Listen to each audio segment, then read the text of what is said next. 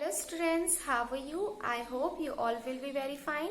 Dear students, आज हम करेंगे class 7th mathematics chapter first integers का एक्सरसाइज 1C के आगे के questions. So let's solve exercise 1C. In our previous video we had solved up to question number first. Okay, मैंने first number question का आपको क्या दिखाया था, एक क्वेश्चन सॉल्व करके दिखाया था. आपको आगे के क्वेश्चंस भी वैसे डिवाइड के फॉर्म पे करने हैं. Okay, then second number question, write true और false for the following statements. Second number question क्या है, हमारे पास कुछ स्टेटमेंट्स दिए हुए, मतलब मैथमेटिकल सॉल्यूशंस दिए हुए हैं, हमें उसे बताना है कि ये ट्रू है या फॉल्स है. Okay, sir see here, 0 divided by -8.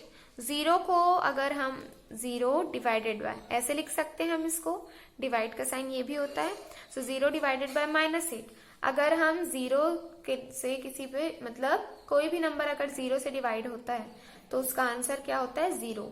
ये आप याद रखेंगे. ओके, 0 न्यूमरेटर पे है और डिनोमिनेटर पे कोई सा भी नंबर है तो उसका आंसर 0 होगा.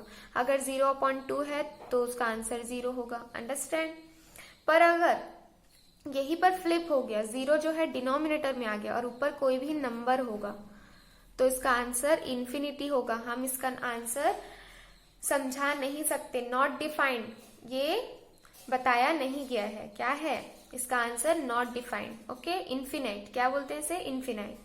See here, 0 divided by -8 is equals to 0. 0 divided by -8 का आंसर 0 आता है. क्या ये स्टेटमेंट ट्रू है? So yes, it is true. Then second number, -25 divided by 0.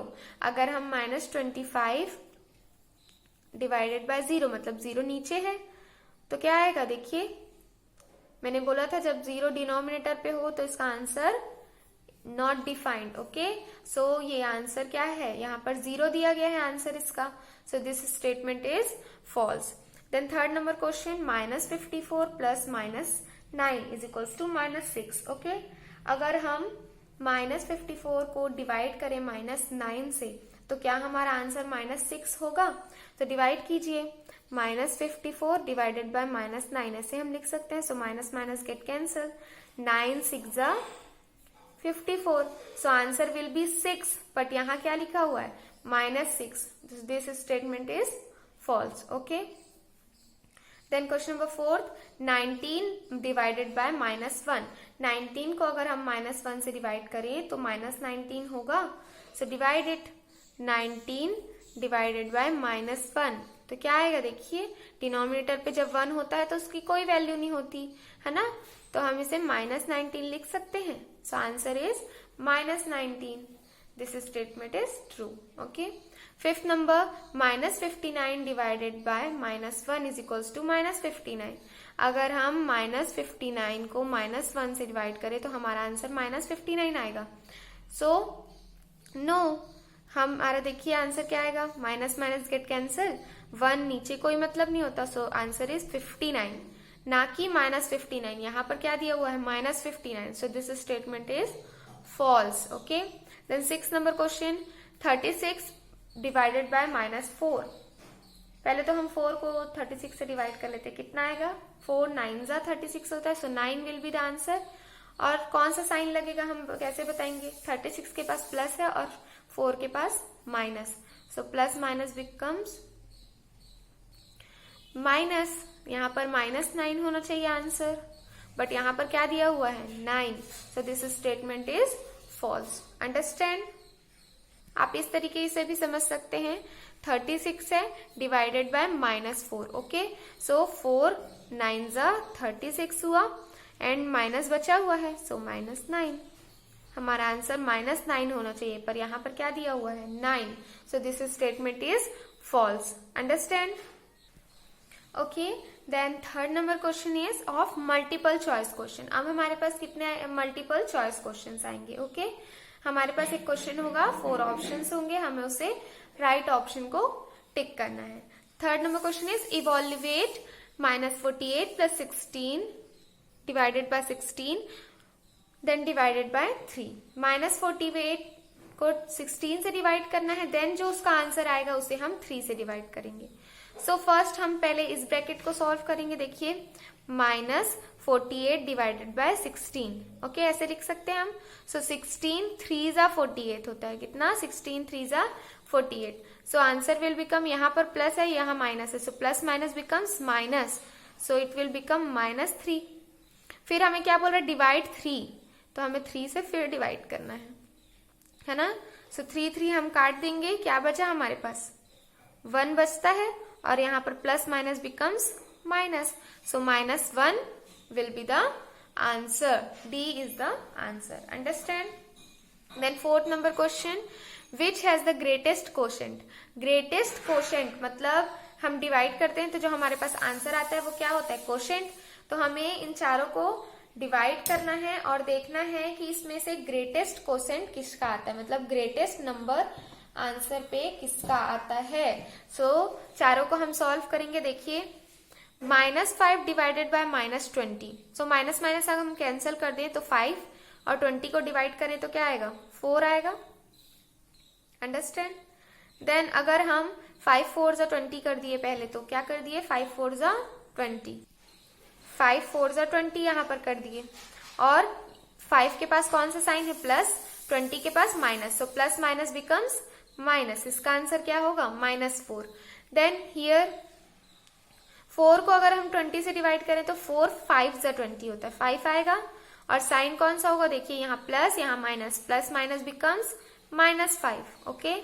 Then 4 divided by 20 क्या होगा, 4 5 जा 20, दोनों के पास प्लस साइन है तो यहाँ भी प्लस साइन होगा, ठीक है। अब हम देखते हैं, कंपेयर करिए, देखिए कि 4 बड़ा है, -4 बड़ा है, -5 बड़ा है या 5 बड़ा है, तो सबसे बड़ा कौन सा होगा, 5 बड़ा होगा। It is positive number and greatest number 5, so D will be the answer. Then question number 5 देखते हैं हम। The temperature at noon at a certain place was 12 degree above zero.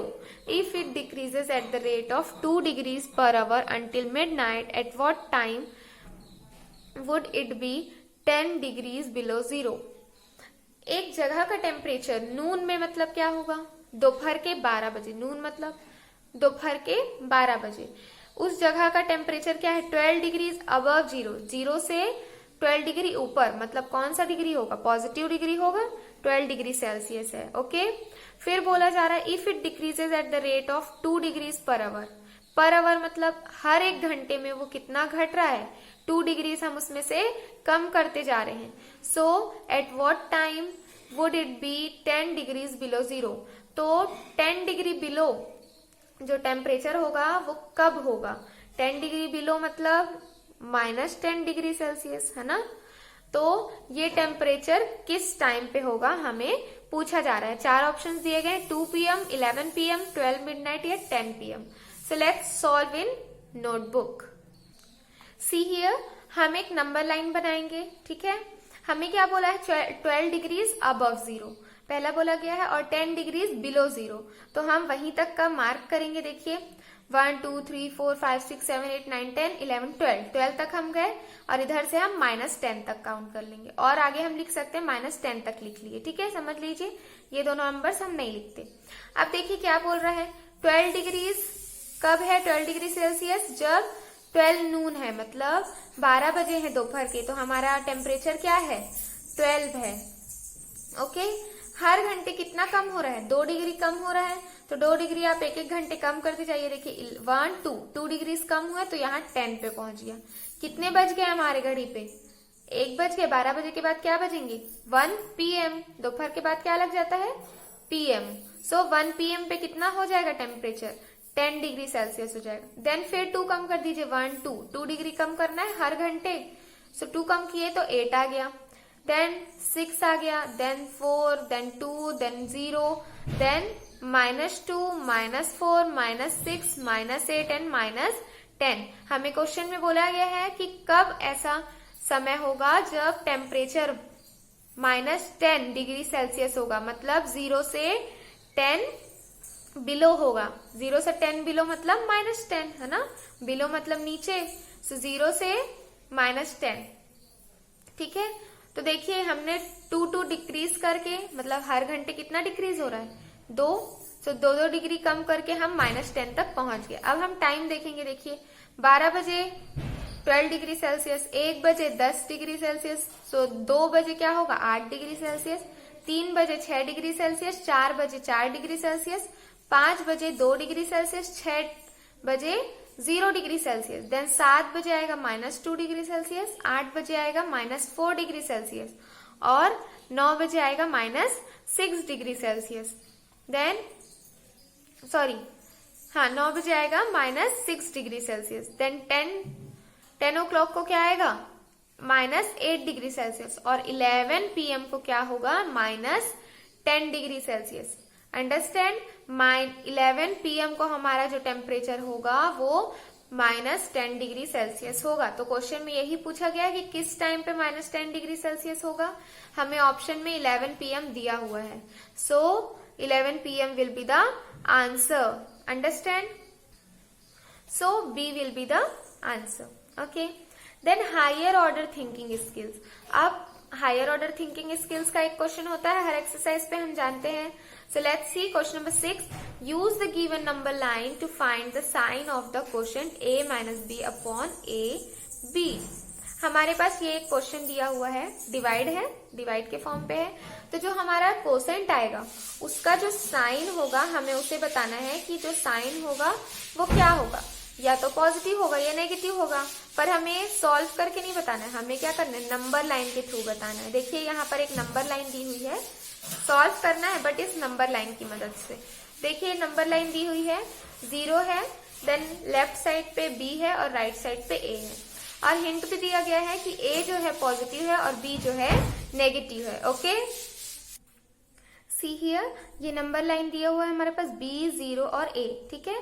तो b हमारा हिंट पे क्या दिया हुआ है नेगेटिव और a क्या दिया हुआ है पॉजिटिव। ओके, हमारे पास क्वेश्चन क्या दिया हुआ a - b divided bye ab।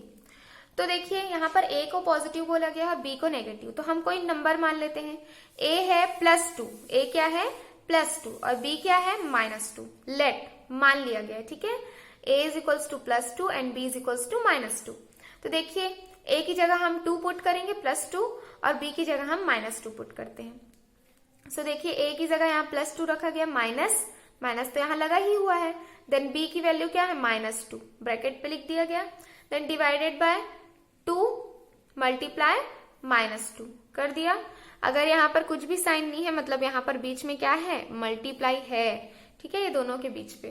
तो अब देखिए यहाँ पर ब्रैकेट ओपन करते हैं हम, minus becomes plus, so 2 + 2 divided by, अब इसको मल्टीप्लाई करें, 2 2 = 4 होगा और साइन कौन सा होगा, यहाँ प्लस है यहाँ minus, plus minus becomes minus. Understand, 2 + 2 क्या होगा 4 डिवाइडेड बाय -4।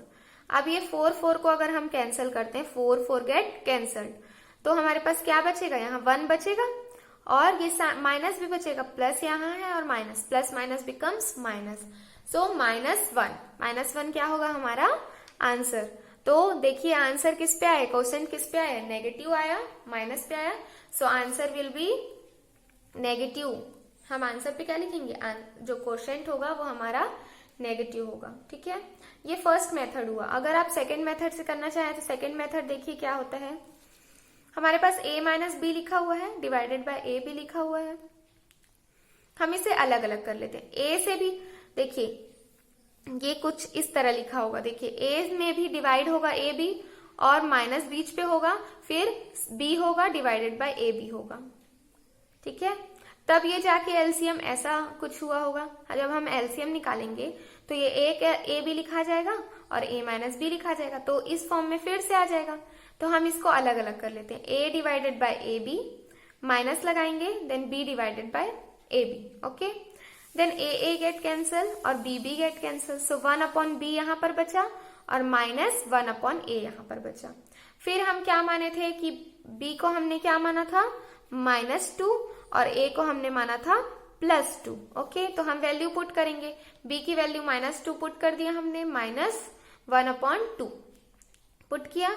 अब देखिए एलसीएम निकालेंगे, ये माइनस को हम क्या करते हैं, जब भी माइनस ये लिखा हुआ a/b, तो माइनस अगर b के साथ है तो इसको हम ऐसे लिख सकते हैं, a के साथ हम लिख सकते हैं -a/b।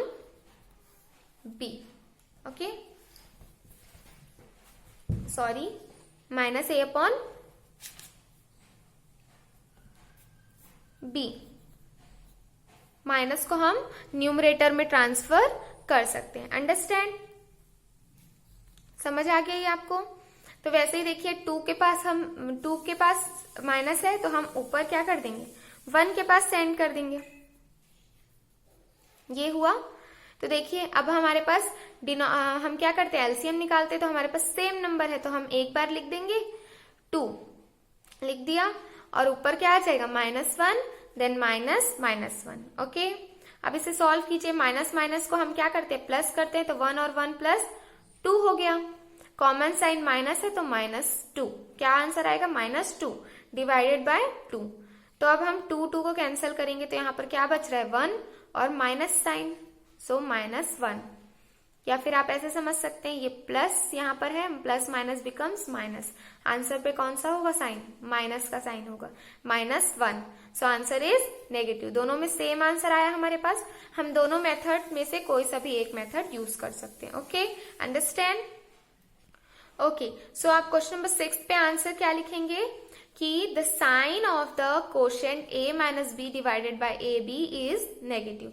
जो इस क्वेश्चन का कोशेंट आया है, जो आंसर आया है, वो नेगेटिव साइन रखा होगा, मतलब उसके पास कौन सा साइन होगा, नेगेटिव साइन। ठीक है, हम उसे सॉल्व करके पूरा लास्ट तक लिखेंगे और उसके बाद हम आंसर डालेंगे, the sign of the quotient of this number is negative. Understand? आप आंसर लिख सकते हैं इसका। पहले जो मैंने कॉपी में सॉल्व करके दिखाया है वो हम पूरा सॉल्व करेंगे, उसके बाद हम लास्ट पे एक लाइन का आंसर पुटअप करेंगे। Okay, so that's it for now. Meet you all in our next video. Stay home, stay safe, और मैथ्स की लगातार प्रैक्टिस करते रहें, पेरेंट्स की बात माने। Thank you so much.